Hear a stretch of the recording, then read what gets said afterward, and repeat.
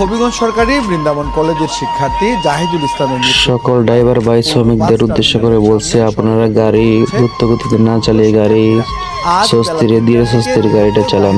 সহপাঠী সহ অন্যান্য একটি দুর্ঘটনা সহজীবন না। এসময় তারা অভিযোগ করে বলেন, দুপুরে ধুলিয়াখাল বাইপাস সড়কে হবিগঞ্জ থেকে ছেড়ে যাওয়া একটি বাস চাপা দিয়ে মোটরসাইকেল আরোহী জাহিদুলকে হত্যা করেছে।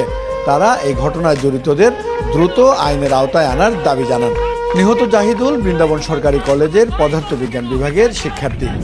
তিনি বাহুবল উপজেলার মিরপুরের বাসিন্দা আব্দুল হামিদের ছেলে। আমরা বৃন্দাবন কলেজের সাবেক শিক্ষার্থী। আজকে আমরা এখানে বসি আমাদের ভাইয়ের হত্যার বিচারের দাবিতে। আজকে আপনারা সবাই অবগত আছেন যে হবিগঞ্জ দুলিয়াখাল বাইপাস রোডে আমাদের বন্ধু পদার্থবিজ্ঞানের সে বাইক দিয়ে আসার সময় আমাদের এই হবিগঞ্জের একটা বাস তাকে অ্যাক্সিডেন্ট করে প্রথম অবস্থায় তাকে সামনের চাকা দিয়ে বাড়ি দিয়ে ফালিয়ে পাছনের চাকা দিয়ে তার উপর দিয়ে চড়া হয়ে চলে আসে এবং সে এই জায়গাতে ঘটনাস্থলে সে এখানে দাঁড়ায় নাই, বাসটা নিয়ে সরাসরি চলে আসে বাস স্ট্যান্ডে এবং আমরা সেখানে আসার পরে তারা এখন পর্যন্ত তারা চিহ্নিত করে নাই যে কোন বাসটি অ্যাক্সিডেন্ট করছে।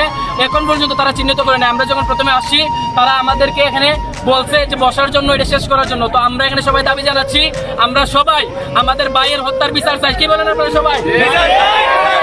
আমার ভাই বললো কেন? হবিগঞ্জ সরকারি কলেজ বৃন্দাবন কলেজের স্টুডেন্ট পদার্থবিজ্ঞানের উনারে দুলিয়াখালের মধ্যে সামনের চাক্কাতে বাইকের মধ্যে আসছিল, সামনের চাক্কাতে বাড়ি তো মারছে, মানে ফিসে গেছে। পরে এরা থামছে না ভাই, ফিসের চাক্কাইতে আবার তার উপরে ছড়াইয়া ভাই এরা বাইকে গেছে।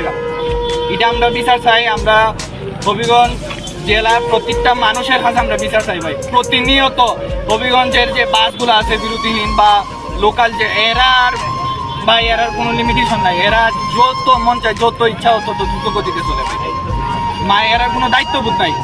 কেন? বিচার চাই, বিচার চাই। কেন? জবাব চাই।